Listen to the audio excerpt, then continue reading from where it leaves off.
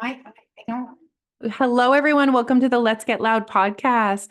This is a solo podcast episode with it's not really solo because if you're watching on YouTube, you'll see that my mother is here. Hi, everyone. Welcome, Linda. Thank you. What were you saying just before I hit record? You were upset by the centering of the thing? Yeah. Everyone, a podcast is for listening. Well, some people watch podcasts too. You're right. Okay, cheers, Linda. Cheers. Where are we? Tell the people where we are. We're in St. Andrews, New Brunswick, and we rented an Airbnb, and it's Alicia, her brother Seaver, and Alicia's dad, her husband Pete. And it's just the four of us, the OG. We don't have spouses or kids with us. It's just the original four. It's nice. Yeah. It's a nice way to get away without distractions of children and spouses. Is this a good time to say that Seaver's single? He's single and he's on the couch right now, right beside us. Seaver, maybe we should record on a podcast episode with you. Yeah, sure. We'll do a Bachelor series. Bachelor series. Actually, we could do like the Let's Get Loud and where we wrote that woman's dating profile. Yeah. To see what he's looking for. Yeah. Hey, like if it. you are single between the age of Seaver, what's our age range? 18 and 25. No, that's not true. He just said 18 to 25, but that's not true. I'm probably like, I don't know, 30 to 38 or something. 30 to 38. Okay, that's reasonable. Now, I might be a little bit biased, but Seaver is very smart. He's got a big heart. He's a great dad. He's a good cook. Yep.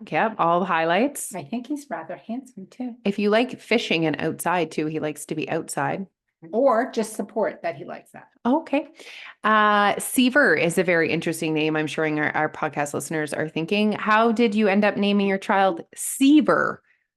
We believe we found it in a book. They don't remember. Yes, it was in a book. So it's like beaver, but with an S, everyone. Beaver, but with an S. That's how you pronounce it.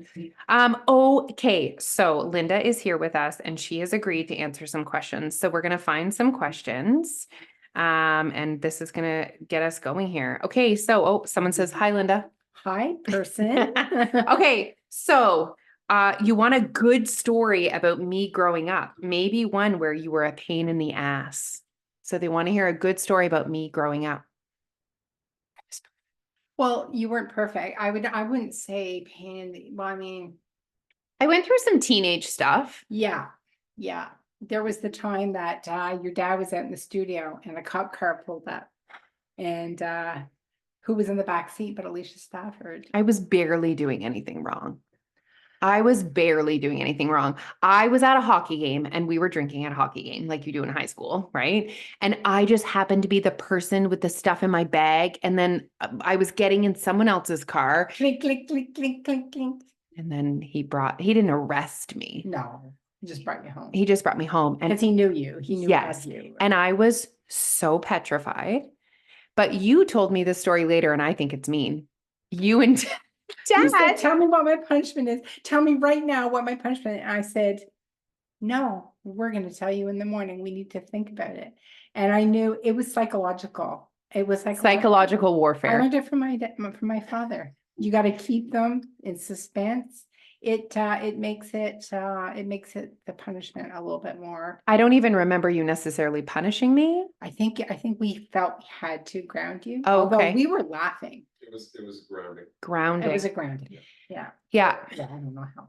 What do we think about grounding? Do people get grounded these days? I feel like that's not a thing. Well, I feel like you need to lose a privilege of some kind. So what would I have taken away from you? I don't know. Because there was no cell phones. I didn't have a cell phone. It didn't exist because you're so old. So old. They didn't have They did exist. I just didn't have them. For sure they existed. Because like Yeah. Jose had a cell phone in high school. Yeah, I didn't have one until I graduated from university, actually. Yeah. Okay, so that's it. But yeah, you did date that guy whose parents were drug dealers a teacher called and said that you were smoking on the Devon school grounds and behind a tree. Really? And she's like, Alicia's hanging out with really bad people. So She was more worried that I was hanging out with bad people. yes. Okay. I actually think you're talking about the boyfriend that I wasn't with for a long time, right? Yes. Because there was drugs involved with a lot of boyfriends. Oh, yeah, no, this would be like in grade. I think the problem was I went to Devon Middle School. Alicia. Okay, so people, thank you so much. So basically the moral of the story, guys, is that I was awesome. I wasn't awesome. I was a pain in the ass.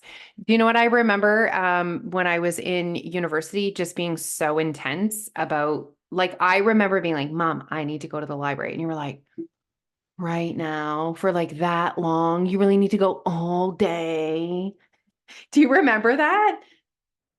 Why because I didn't want to drive you or? Well, I think because I had my own you car. did? Well, it was Our my car. car. It was my car. We shared a car. I think I wanted you to have a little bit of balance, which look where you are now. Struggle with that for sure, right? Yeah. Okay, so we want to know, how have you found different losing weight at a more mature age? So I think it would be good before we even get into that, that you kind of give the listeners a little bit of a history of like your history with weight loss and your relationship with food. And I mean, like, so birth. So when I was a kid, I was really indifferent to food. I was super skinny, Okay. and apparently people were worried about me Okay. that I wasn't eating enough. Okay. And I remember being really indifferent to food, even Okay. though my mom was like an amazing cook. hmm I just, I ate because they told me I had to. Now, you never had a choice in my household in terms of what you ate or when you ate or how much you ate. Probably most people in your generation, I feel like that was probably the norm. Like, Probably. right? Most people weren't making special meals for kids at that Oh, point. absolutely not, for sure. Like you eat what's For in front of sure. you. Now, we were required, in our house, we were not allowed to touch food without permission. Okay. So you couldn't just help yourself to a snack. You Okay. never opened the fridge without permission. Okay. Or a cupboard or anything. Okay. Do you think your mom had a positive or healthy relationship with food? Definitely. I was thinking that too. Oh, yes. I don't ever remember your mom speaking about food No. and do you ever remember your mom dieting? Never. Really? No, she was always had a really healthy weight. And what about her sisters? So my mom's mom was French. Okay. And and there was so many sisters and they just get together and it's just,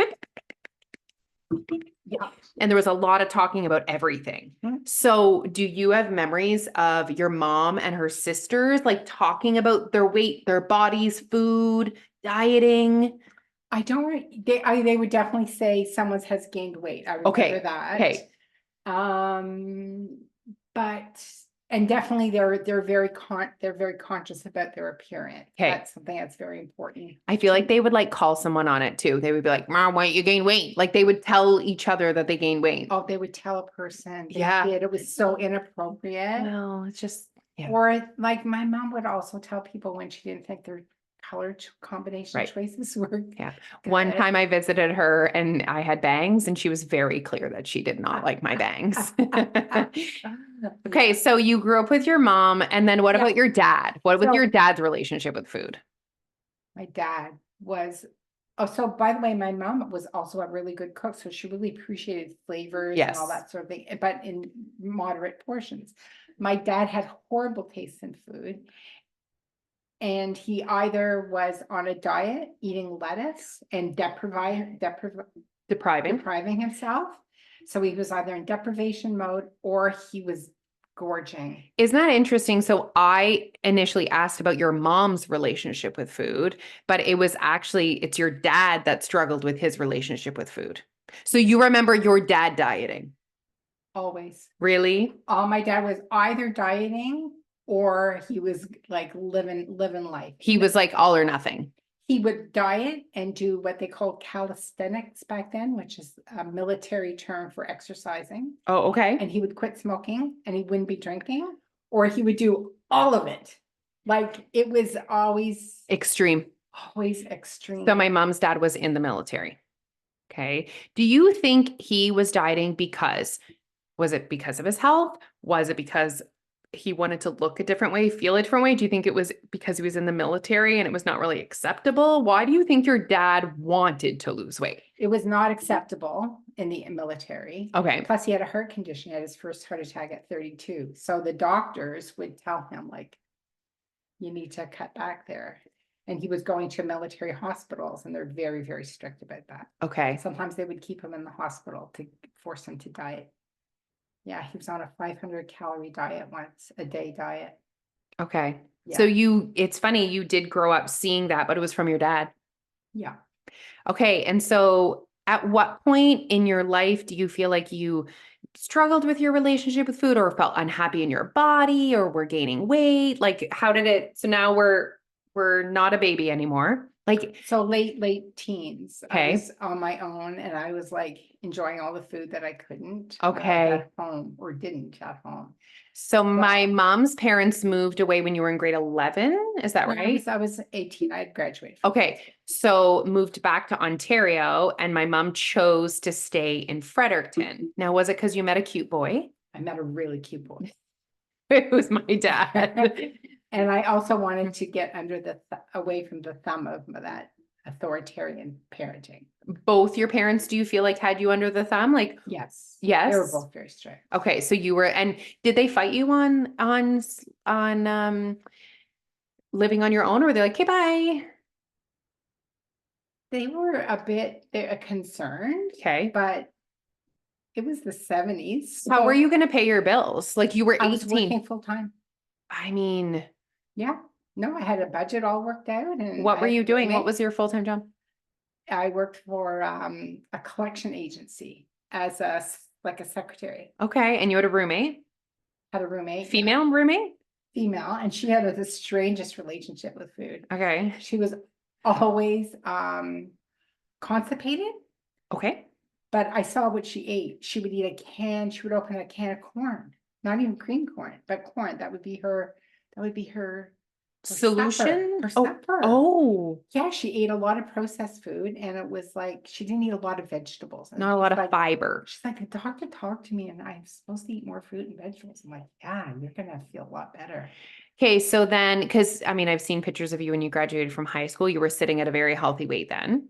I was, yeah. So then you and dad are together. Are you, it's called, what is it called? Like love pounds? Definitely. It's like a real thing, Oh, my eh? goodness. Okay. When we got married, I remember our first place. I remember Pete's mom coming in to see us, and we had just finished supper, and there was a mound of chicken wing bones, just Okay. the carcasses.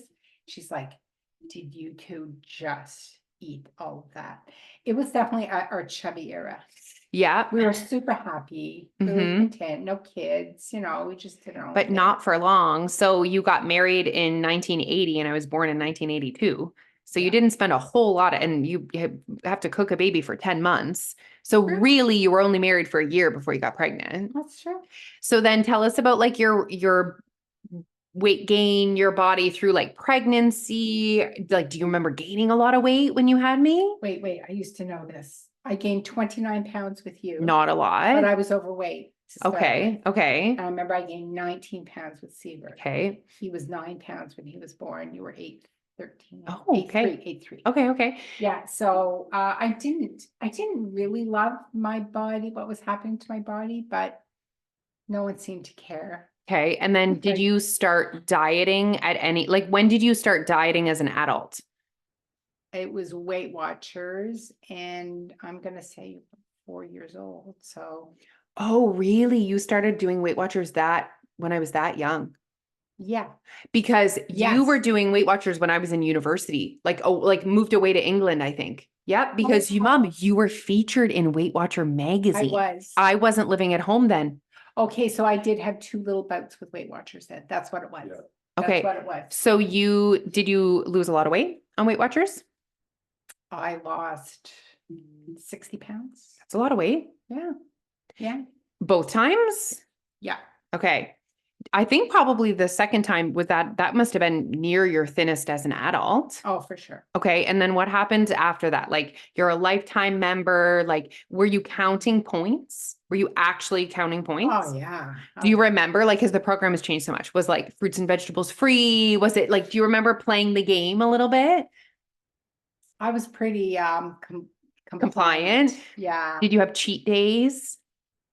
No, but I can remember I would not eat breakfast the morning of a meeting. Oh, absolutely And not. we'd pick up a Timmy's, I would pick up a Timmy's coffee. Yeah. And then everything bagel with cream cheese. After you weighed After in. you weighed in, Yep. and I would enjoy it. It was really Yep. delicious. And like the little old ladies would weigh you in and like stamp your little card Yes. at Weight Watchers. Yes, I hated all of that, really. Yeah, but it's all we knew. Do you know, it's all we knew with weight loss back Yeah. then. Yeah, So then like, that's like, I don't know, how long have I been graduated university for? That's 20 years ago. yeah, and then when you were going through your journey at your weight loss, I had like put on maybe 20 pounds of that. Okay. And then I got really invested in what your weight loss was all about, and I had lost, I think 20 pounds, about 20 pounds. Okay. with your way. And you're maintaining your weight. I mean, ish. No, I think that's what maintaining is. Yeah, you're right. You say ish, but Sure, there's a fluctuation. absolutely. Yeah. Like I think maintaining is just like, this is maintaining. Yeah, I'm at my top where I am not feeling comfortable, like after a meal. I don't mean an overindulging meal, but just a regular meal. I just feel too full. Okay. So, and I do want to feel really good when I go to Costa Rica, because I want to have lots of energy to enjoy all the good things there. You see how careful she's being with her language, everyone? Okay, so tell us what you do when you are feeling at the top of your range. Like, so you're like, okay, I like as someone that's maintaining your weight, but you want to lose a little bit of weight. What do you do? Like, what are the things you physically do? Right, so a little bit less. She's trying to get her alcohol Okay. in the A shot. little bit of this. Okay, reducing your alcohol. Yeah, reducing alcohol. because Perfect. When I consume alcohol, I just start getting all munchy. Yeah. Or if I'm having a meal, I will eat more. if I have Absolutely. wine with Well, my your meal. inhibitions are decreased, and Yeah. I feel like your connection to your hunger is different. And I mean, is alcohol conducive to weight loss? Absolutely not. Mm. Can it coexist with weight loss? Yes. So it's also reducing the actual caloric intake of alcohol, which has no nutritional value as well. And Zero. then Yeah, and then the sleep for me was it's the sleep. It's the sleep Oh. deprivation that comes with drinking alcohol for me that is like, because then I feel like shit the next day. And then when you're feeling like shit, your body is like, I need energy. And your body just sends you a message, give me carbohydrates, because that's the quickest, easiest form of energy. So when you guys are hungover and you're craving McDonald's, that's just your body saying, I'm lacking energy. Give me carbohydrates. And so that for me, it's like that after effect as well. there's a sleep hormone that I can't remember what it's called that gets suppressed when you consume alcohol. So that's why the next day you get the munchies all day, like, yeah. So that, and I really enjoy tracking my weight every day. Okay. Yeah. Okay. And so I would also keep my food intake more whole food centric. Okay. So not that I eat a lot of processed food, but let's face it, there is a lot of processed food in the world. Like if you have hummus from the grocery store, that's processed food. And Processed food is a range, right, guys? Yeah. So like, you can go from an apple to an apple gummy, right? And the apple gummy is clearly processed, but so is applesauce, right? So like processed food really is a range. So reducing your processed food. yeah, Okay. I'm pretty consistent with my water, no matter what. Yeah, you are.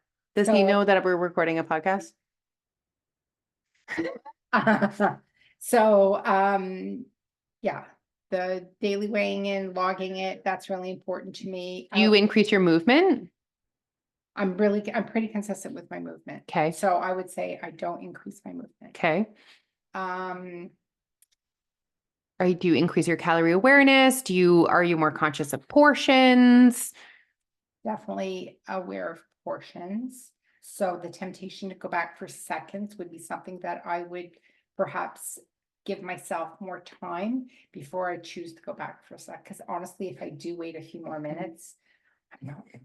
Yeah, I mean, most of the time, I think we need to all just accept that when we're going back for seconds, it's not to fuel our bodies. Like it's okay if you go back for seconds, but let's not pretend to ourselves that we really need it, right? Well, isn't it in Japanese culture, there's a word for it where they eat up to 80% of satisfaction? Oh, they're so smart. I know. Okay, you mentioned that you weigh yourself every day.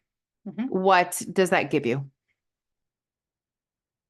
It just gives me data to help me understand. I don't really spend a lot of time too focused on a day-to-day, to be honest.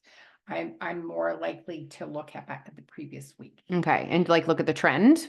Yeah, because honestly, sometimes you could eat to excess and the next day it won't show on the scale, but it might the day after. So, you got to be really careful with that. So what about weight loss as you age? So like, do you feel like, you've had experience with trying to create weight loss in your 30s, 40s, 50s, 60s, right? What advice would you give women who are a little bit more mature and also trying to create weight loss for themselves? Is it that different? Is it that much harder? I don't think it's that different. The philosophies and strategies are all the same. My biggest advice I would give is don't believe that it's not possible for you. That's complete bullshit. And the healthier weight you are, the better you're going to feel about yourself, the better your body's going to function, your hormones, you're going to have less inflammation in your body. Like yeah. You definitely need to believe that it's possible. And Oh, as much as losing weight in your 40s, in 50s and 60s is different than losing weight in your 20s, it's different. And if we keep telling ourselves it's harder, then we're just going to feel like this is so hard, I can't do this. It's important that you guys, that if weight at any age, that you really believe it's possible. Because if you don't believe it's possible, you're going to convince yourself that it's not. circumstances are different. I have no grown kids. I have no kids at home. I'm retired. I have a lot of control over my time. So you can't tell me that I can't be spending more time making meals from scratch or planning my meals or that sort of thing. So I actually think a more difficult time to lose weight is when you have young kids on the go and your schedule is so tight. It's there's a lot of good perspective there, and just really realizing that there's obstacles to weight loss at any age. And at the end of the day, you just need to decide that if this is something that you want for yourself. I do think as you age and if weight loss is important to you, consistency is even more important. And those like little things that maybe you could get away with when you were younger, like the annoying, boring things like nutrient dense foods, water, movement, reduce alcohol, sleep, all of those, like the basics are more important. Very true. Okay. Very true. All right. Well, thank you for joining us. You're welcome. This was fun. It was so fun. And maybe we can have you back because Linda's been on this journey where she's learning about inflammation. Inflammation in your body and how it affects our the way that we feel. She has a 10-page document highlighted, ready for her presentation. She said Thanks for reminding me. she said she held herself back from making a PowerPoint presentation for us on this family vacation. Yeah. Tomorrow morning. All right. Maybe we'll be back with my dad. Maybe we'll be back with my brother. Maybe we'll be back with Linda. Let us know who you want to see and hear from next on the podcast. And if you guys have any other questions for Linda, send me a DM on Instagram and we'll make sure that we cover it on the next podcast. Bye, guys. Bye-bye.